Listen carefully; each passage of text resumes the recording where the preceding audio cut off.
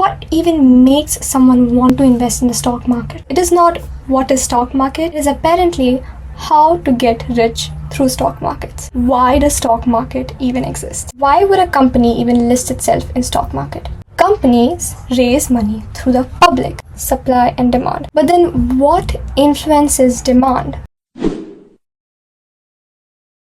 As I said in the beginning, would you want to be the owner of a company doing good or of a company going down? Better profits and sales would mean more investors want to become a part of the company. Then it's also about feelings. So sentimental investing also plays a role here. When you hear some kind of bad news, what happens is you want to panic and sell off the shares. So what happens? The prices go down. But if it's a good news, people go ahead and buy the shares of that company, whatever the news is related about. So when there are bad news like scam, or in the case of the 2008 financial crisis, what happened was people insanely started to sell their shares. And if you observe the stock index during that time, you will see a great drop in the price over there. So this is how it happens. This is how it works. Then it's even from a future perspective. What does that perspective mean? It's not just about how well a stock of a company is doing right now, but also about what it is going to do in the future. Now, I like to call this perspective the latter belief. Then it's global events. You see cases of wars, or you see cases where a particular policy has been announced, or something like a trade has gone wrong,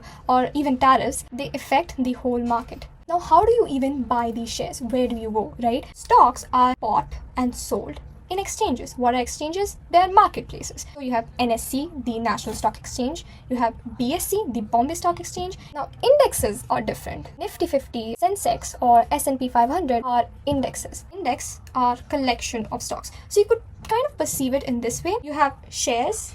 A bundle of shares could be called a stock. A couple of stocks would be called as an index. Stock exchange includes all the three stages above. Now let's come for a pep talk here. Common investor mistakes. Most people don't lose money in stock market because they are dumb, but because of their own belief systems. There's something called as emotional trading. Panic selling, selling in fear because you feel like it may not grow. That's called emotional selling. It's investing over a belief. You may not know it may actually shoot up the next day. That's why analysis and literacy is required. No one is completely right in the stock market world. Everybody is making investments through predictions, but it's about how one prediction is more accurate than the other.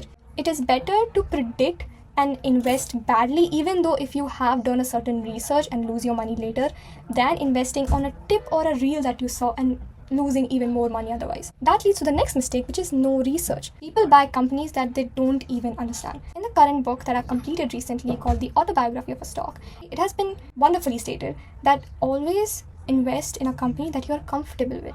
So if you're working in, let's say, our automobile department, invest in a company that is in the automobile industry. You are able to understand the performance and management of that company when it comes to picture. Then there is a mistake of putting all money in one stock. Always diversify your money, because if that one company you have put full faith in tanks, it's done for you.